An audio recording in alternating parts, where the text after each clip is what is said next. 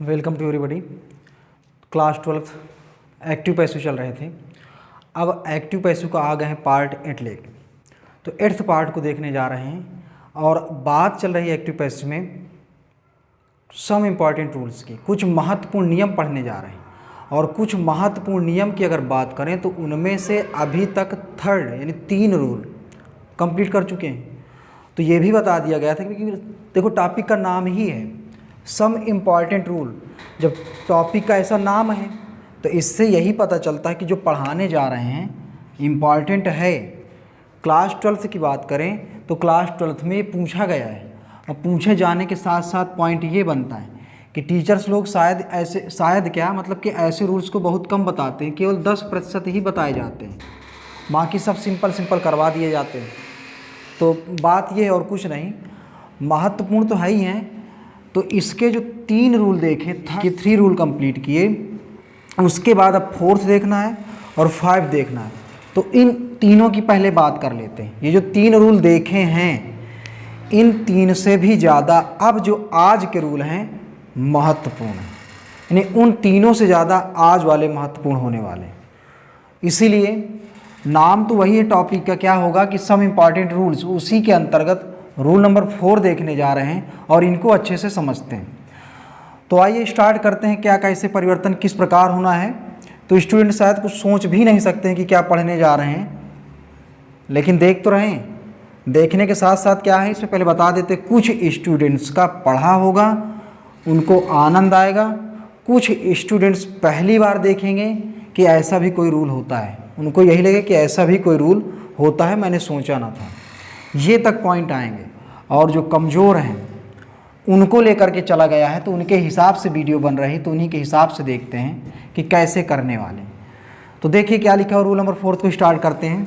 यहाँ पर लिखा है अगर एक्टिव की शुरुआत यानी एक्टिव वॉइस की शुरुआत इट से हो, किससे हो, इट से हो, और आगे टू दिया हो, तो पैसिव वॉइस बनाने में देखते हैं क्या करना है। तो पैसिव वॉइस बनाने में आइए देखते हैं मेथड इसका, बड़े अच्छे समझना है। पॉइंट क्या है, पॉइंट तो ये है, उसने कहा शुरुआत इट से हो और आगे टू दिया हो। पॉइंट समझ गए ना, शुरुआत किससे होनी है, इट से होनी है, और इट के कहीं आगे टू दिया हो। तो इसका पैसिव वॉइस किस तरह बनाना है आज इसको देखने जा रहे हैं। इसलिए इस रूल का नाम देते हैं इट वाला। कौन सा पैसिव वॉइस पढ़ने जा रहे हैं, इट वाला। पूछा जा सकता है कि इट वाला आता है या नहीं आता है, तो स्टूडेंट्स अगर पढ़ें तो बोलेंगे हाँ, नहीं आता तो कोई बात नहीं, अब सीख लेते हैं, नहीं तो ना तो बोलना ही पड़ेगा। तो यहाँ पर कैसे बनाना है उसने कहा, देखिए मेथड लिखा हुआ है ब्लू कलर से, लिखा है इट से लेकर आगे तक, यानी इट से लेकर आगे तक उतार लेते हैं। अब कहाँ तक, ये जैसे एग्जाम्पल करेंगे तुरंत स्टूडेंट्स को समझ आने वाला है। क्या कहा इसने कि इट से लेकर आगे तक उतार लेते हैं, यानी जितना भी सेंटेंस होगा इट के आगे कुछ दिया होगा और कुछ दिया होगा उसको उतारते चले जाएंगे, और कहाँ तक उतारना है इसकी भी कोई सीमा होगी, कोई लिमिट होगी। तो आगे पहचानते हैं। उतारने के बाद उसने कहा और टू के स्थान पर, ये देखिए पॉइंट बन गया, यानी कहाँ तक उतारना है, जब तक कि टू ना मिल जाए, क्योंकि उसने बताया कि ईट से शुरुआत होगी और आगे टू दिया होगा। और पॉइंट ये बनता है, क्या पॉइंट बनता है कि कहाँ तक उतारना है ईट से लेकर के, जब तक कि टू ना मिल जाए। और जैसे टू मिल जाए तो टू के स्थान पर टू को नहीं लिखना है, टू के स्थान पर प्रयोग करेंगे फार का, यानी टू के स्थान पर किसको लिख दिया जाएगा, फार को लिख देंगे। और इसके बाद लाएंगे ऑब्जेक्ट, और ऑब्जेक्ट के बाद अपनी तरफ से लाना होगा टू, और अपनी तरफ से लगाएंगे बी। और फिर इसके बाद बताया गया था कि पैसिव वॉइस पढ़ रहे हैं, तो पैसिव वॉइस में वर्ब की कौन सी फार्म होती है थोड़ा सा बताएंगे स्टूडेंट्स। देख भी सकते हैं वर्ब की 3rd फार्म, क्योंकि सभी स्टूडेंट्स ने कसम खाया था कि पैसिव वॉइस बनाने में जब भी लगाऊंगा वर्ब की 3rd फार्म लगाऊंगा। तो ये रूल फॉलो करके हमेशा चलना है, क्योंकि पैसिव वॉइस में वर्ब की कौन सी फार्म रजिस्टर्ड है, 3rd। तो क्या क्या बातें हुई इस रूल नंबर 4 में वो सब सुन चुके हैं।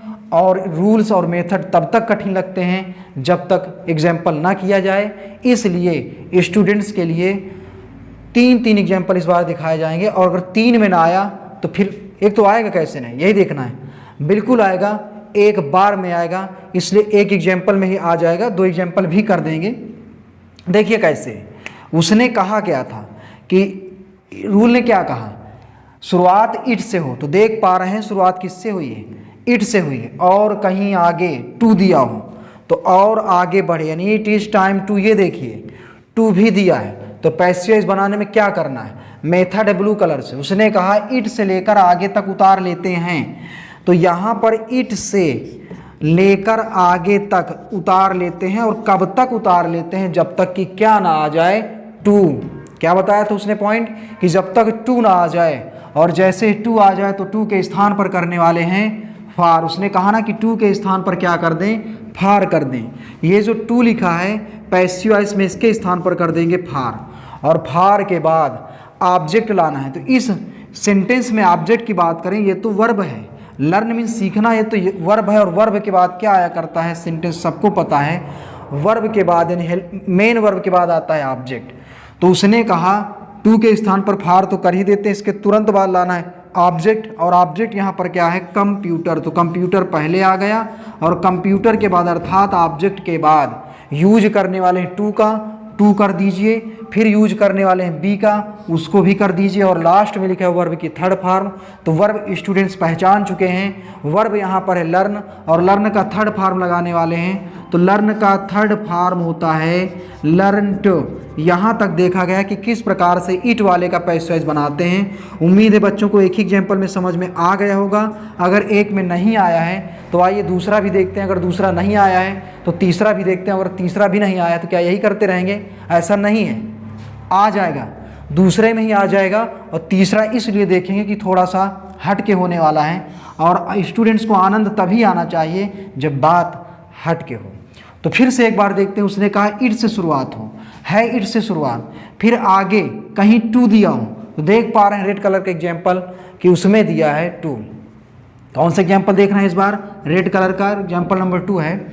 उसने कहा स्टार्टिंग इट से हो, तो स्टार्टिंग इट से और आगे कहीं पर टू दिया है तो आगे टू दिया है, तो पैसिव वॉइस बनाने में क्या करना है, इट से लेकर आगे तक उतारते चले जाएंगे। कहाँ तक उतारेंगे, जब तक कि क्या ना मिल जाए, क्या ना मिल जाए, स्टूडेंट्स स्वयं बताएंगे, टू ना मिल जाए। ये देखिए क्योंकि इसने कहा उतार लेते हैं, और इसके बाद टू के स्थान पर ये जो टू लिखा है इसके स्थान पर क्या लाने वाले हैं, फार लाएंगे। तो यहाँ पर आ गया टू के स्थान पर फार, और फिर देखिए इस मेथड को देखते हैं, यहाँ पे लिखा है ऑब्जेक्ट, तो ऑब्जेक्ट देखिए क्या होता है, डू मेन वर्ब है, और आवर वर्क, यहाँ पर जो आवर वर्क है यानी मेन वर्ब के बाद जो आता है वही होता है ऑब्जेक्ट, तो आवर वर्क बनने वाला है यहाँ पर ऑब्जेक्ट।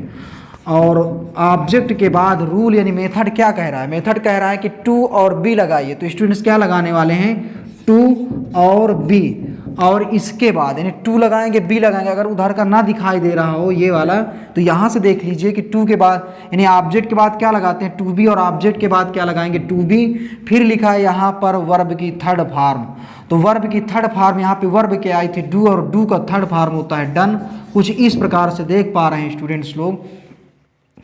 स्टूडेंट्स क्या देख रहे हैं कि इट वाले का पैसिव वॉइस कैसे बनाया गया। अगर इट वाले का पैसिव वॉइस बना लिए हैं तो कुछ नए रूल की चर्चा करते हैं, लेकिन उससे पहले और देख लेते हैं कि एग्जाम्पल कि किस प्रकार से परिवर्तन होने वाला है। इसमें थोड़ा सा बताया कि हट के है, और स्टूडेंट्स को आनंद आ जाना चाहिए जब कोई एग्जाम्पल थोड़ा सा हट के हो, उनको आ रहा हो, उनका पढ़ा भी हो, लेकिन आनंद तब आ जाए कि वही जो पढ़ा है वही थोड़ा सा हट के हो जाए। तो इसमें हट के क्या है पहचानते हैं। इस पे लिखा है इट से शुरुआत है, और इट से शुरुआत के बाद आगे कहीं पर टू दिया है। क्या दिया है यहाँ पे, टू दिया है, तो ये देखिए टू दिया है, और इसके बाद देख पा रहे हैं यहाँ पे फार आया है।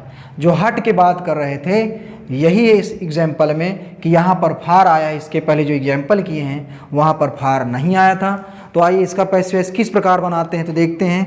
कुछ नहीं करना है, सेम वही कंडीशन करना है कि इट से लेकर आगे तक उतारते चले जाएंगे, और कब तक उतारना है, जब तक कि टू ना आ जाए, और जैसे ही टू आ जाए तो उस टू के स्थान पर करने वाले हैं फार, तो इस टू के स्थान पर आ जाएगा फार आ जाएगा, और फार के बाद फिर लाना है ऑब्जेक्ट। देख पा रहे हैं ऑब्जेक्ट ये है इन्फिनेटिव वर्ब। कौन सी वर्ब है, इन्फिनेटिव, क्योंकि टू के बाद जब मेन वर्ब की फर्स्ट फॉर्म आती है उसको मेन वर्ब कहा जाता है। ऐसे ऊपर वाले एग्जाम्पल्स में भी हुआ। और इसके बाद ये जो फार दिया है, फार तो प्रीपोजिशन हो जाएगा, और जो आगे लिखा है द एग्जामिनेशन, यही है ऑब्जेक्ट। द एग्जामिनेशन ऑब्जेक्ट, और रूल हमारा क्या कह रहा है कि जब फार कर दें और फार के बाद यूज करना होगा ऑब्जेक्ट का, तो यहाँ पर ऑब्जेक्ट है द एग्जामिनेशन, तो द एग्जामिनेशन ऑब्जेक्ट के रूप में था, ये पहले आ गया। और रूल कह रहा है कि जब ऑब्जेक्ट लग जाए तब लगाना होगा टू और बी, तो अपनी तरफ से लगा रहे हैं टू, अपनी तरफ से लगाएंगे बी, और फिर लिखा है वर्ब की थर्ड फॉर्म, तो वर्ब यहाँ पे थी प्रीपेयर्ड, प्रिपेयर है क्योंकि बनाने जा रहे हैं थर्ड फॉर्म, तो हो जाएगी प्रीपेयर्ड इस प्रकार से। और बात करें फार की तो बार बार फार नहीं लाएंगे, इसलिए फार को हटा देंगे। तो देख पा रहे हैं इस पे कुछ खास नहीं था, खास ये था कि इस एग्जाम्पल में फार आ गया था। तो ऐसे में कुछ स्टूडेंट सोचने लगते हैं कि इस फार का क्या किया जाए, तो कुछ नहीं करना है, हटा देना है, क्योंकि इसका कहीं पे उचित स्थान नहीं है। बाकी हमको कैसे बनाना है ठीक वैसे ही बनाना है, और इस पे नया क्या देखा गया, वही फार देखा गया। तो देख सकते हैं कि फार को कहाँ लगाया जाए, क्योंकि रूल क्या था कि जब फार आता है, हमारा फार आता है टू के स्थान पर, ये देखिए टू के स्थान पर फार आता है, इसके बाद चाहिए ऑब्जेक्ट, फिर वही टू बी और वर्ब की थर्ड फॉर्म। ऐसे में समझ सकते हैं स्टूडेंट्स कि कहीं पर भी फार को लगाने के लिए जगह नहीं है। जगह क्या है, उसका कोई यूज ही नहीं यहाँ पे। तो इस तरह से तीन एग्जाम्पल, तीन उदाहरण एक रूल के देखे हैं। तो ऐसा नहीं है कि स्टूडेंट को समझ में ना आया हो, बिल्कुल आया होगा। और अगर ये तीन आ गए हैं तो चलिए आगे बढ़ते हैं। अगर फिर भी स्टूडेंट्स को ना आए तो अपने एग्जाम्पल कमेंट के माध्यम से सेंड कर सकते हैं, या व्हाट्सएप नंबर पर सेंड कर सकते हैं।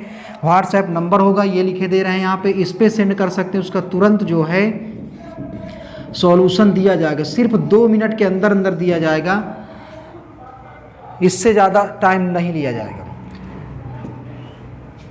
2 मिनट के अंदर या उससे भी कम, जैसे ही नज़र पड़ जाएगी व्हाट्सएप पर तो तुरंत उसका हल दिया जाएगा। कभी कभी हो सकता है कि नज़र ना पड़े तो टाइम लग जाए।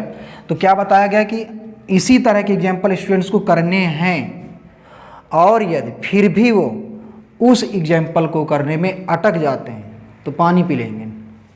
भाई खाना नहीं अटका है कि पानी पी लेंगे, कि अटक गया पानी पी लिया सही हो जाएगा, नहीं। ये सेंटेंस अगर ये अटकते हैं तो फिर यहाँ पर सेंड करिए या कमेंट में सेंड करिए, उसका सॉल्यूशन दिया जाएगा। ठीक, थोड़ा सा बातें भी हो जाती हैं। तो ये रहा अभी तक रूल नंबर 4 किस प्रकार से इसका परिवर्तन हुआ। अब स्टूडेंट्स को देखना है रूल नंबर 5 को। तो रूल नंबर 5 में क्या लिखा हुआ है, पहले ध्यान से इसको एक बार पढ़ लेते हैं। लिखा है यदि एक्टिव सेंटेंस में, क्या कह रहा है, यदि एक्टिव सेंटेंस में देयर दिया हो, वर्ब दी हो कोई, अर्थात हेल्पिंग वर्ब, इसके बाद कोई निगेटिव सेंस दिया हो, अर्थात निगेटिव के अंतर्गत नो दिया हो, नॉट दिया हो, नथिंग दिया हो, अगर ये दिए हों, जरूरी नहीं, यदि हो, अगर है तो देख लेंगे, नहीं है तो नहीं दिखाई देगा।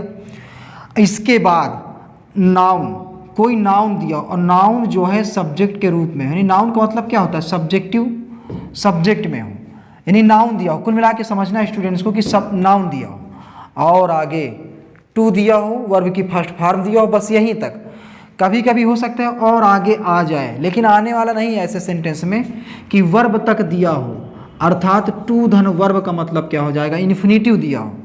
तो इसका जो है पैसिव वॉइस इस प्रकार से बनाते हैं। तो किस तरह से इसका पैसिव वॉइस बनाने वाले हैं, तो आइए इसका देखते हैं पैसिव वॉइस कैसे बनाना है। उसने कहा था कि सबसे पहले देयर आ जाए, पहले एग्जांपल देख लेते हैं। एग्जांपल में यहाँ पर देयर लिखा है, फिर उसने कहा वर्ब हो, तो यहाँ पर वर्ब भी है। फिर कह रहा था कोई निगेटिव यदि हो, तो जैसे यहाँ पर निगेटिव के लिए देख पा रहे हैं नो दिया है। इसके बाद और एग्जाम्पल देख रहे हैं, देखिए देयर दिया है, वर्ब दी है, जैसे किसने कहा था आगे निगेटिव, तो इस बार भी निगेटिव के रूप में नथिंग आया है, क्योंकि यहाँ पे निगेटिव यदि हो तो, क्योंकि कभी कभी होता है कि किसी भी सेंटेंस में निगेटिव न दिया और ऐसे सीधा सीधा दिया हो, तो उसका परिवर्तन किस प्रकार करने वाले हैं। इसलिए यहाँ पर देख पा रहे हैं कि जब वर्ब दिया और वर्ब के आगे हमने इसलिए लिख दिया है कि निगेटिव दिया हो, तो यहाँ पर 2 पॉइंट देखते हैं, एक बार निगेटिव में नो दिया गया और एक बार निगेटिव में नथिंग दिया गया है।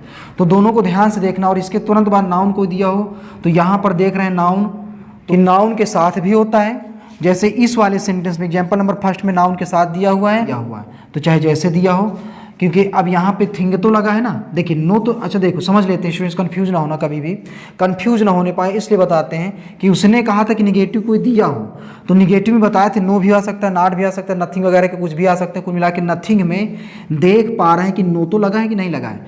यहाँ पर नथिंग में क्या लगा है, नो लगा है, और नो के आगे जो थिंग दिया हो तो थिंग एक वस्तु है, वस्तु का नाउन कहते हैं। आप समझ जाना अच्छे से, क्या कहा गया कि निगेटिव तो दिया ही दिया है, और किस रूप में दिया है, नो में दिया है, और यहाँ पर नाउन कह रहा था तो नाउन के रूप में कुछ आया कि ना आया, थिंग यहाँ पर आ गया, तो थिंग नाउन का काम कर रहा है।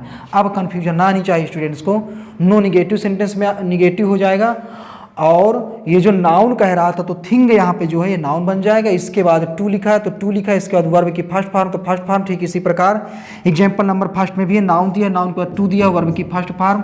तो पूरा का पूरा देख पा रहे हैं जो हमारे स्ट्रक्चर बन रही है एक्टिव सेंटेंस की, उसका फॉलो हो रहा है कि नहीं हो रहा है, एग्जाम्पल में हो रहा है। अब हम देखने जा रहे हैं एग्जाम्पल नंबर थर्ड को, इसका देखते हैं फॉलो कर रहा है या नहीं।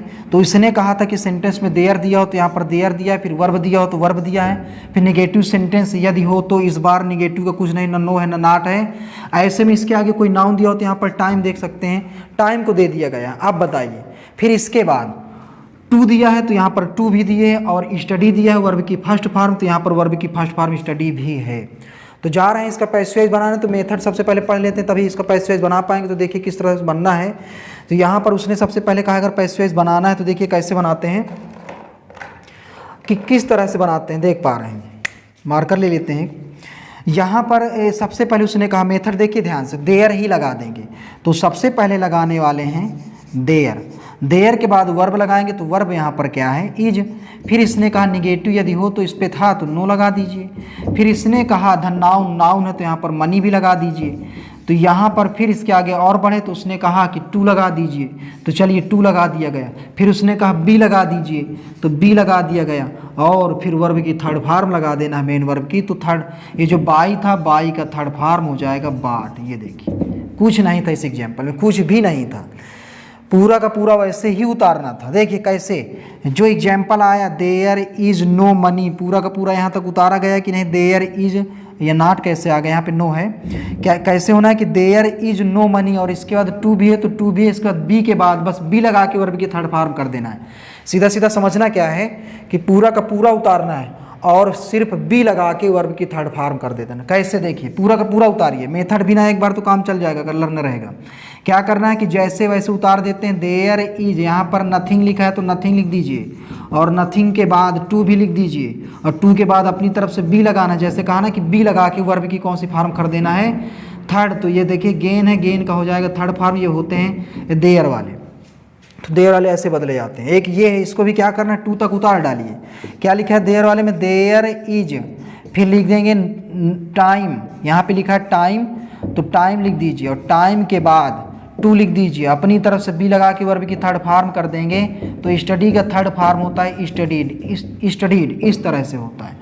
तो अब इन दोनों रूल में खास बात करते हैं, मेन बात करने वाले हैं। वो मेन बात क्या है कि इस रूल नंबर 4 और रूल नंबर 5 दोनों में महत्वपूर्ण है रूल नंबर 4, इस पर ज़्यादा फोकस करें। इसके एग्जाम्पल इससे कहीं ज़्यादा पूछे गए हैं। ये मान लीजिए कि अगर ये 90%, 90 क्या कहेंगे, 98% अगर आता है तो ये वाला केवल 2%। अंतर कितना हो गया, 98% ये आता है तो 2% केवल ये आता है, ये अंतर है। अभी भी एक्टिव पैसिव शेष हैं। अगर एक्टिव पैसिव में महान बनना है तो बराबर एक एक वीडियो को अच्छे से देखते रहिए, और जब पूरा एक्टिव पैसिव ख़त्म हो जाए तो फिर खुद को आंक लेना कि हमें एक्टिव पैसिव कितनी आती है। किसी भी किताब से उठा के कोई भी एक्सरसाइज करना एक्टिव पैसिव के शुरू हो जाते हैं, और यही बात बोलेंगे कि कैसे नहीं आता है। तो अब जो है इसके बाद पढ़ने वाले हैं पार्ट 9। तो पार्ट 8 उम्मीद है अच्छा समझ में आया होगा। पर स्टूडेंट्स को कहना चाहेंगे अगर किसी भी टॉपिक का अंत करना है तो मेहनत बहुत करनी पड़ेगी, और मेहनत करेंगे कब, जब एक्सरसाइज इसकी करेंगे उसी को मेहनत कहा जाएगा।